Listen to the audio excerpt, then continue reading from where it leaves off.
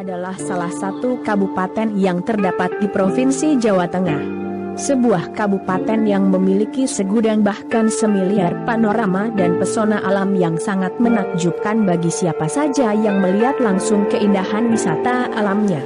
Keindahan wisata di Pati ini belumlah seluruhnya terekspos ke publik karena masih ada beberapa wisata-wisata alam yang masih tersembunyi sehingga banyak dari traveler dan bahkan orang Pati sendiri masih belum mengetahui objek wisata yang ada di Pati tersebut.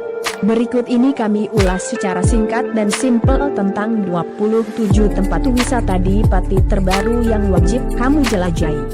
Pati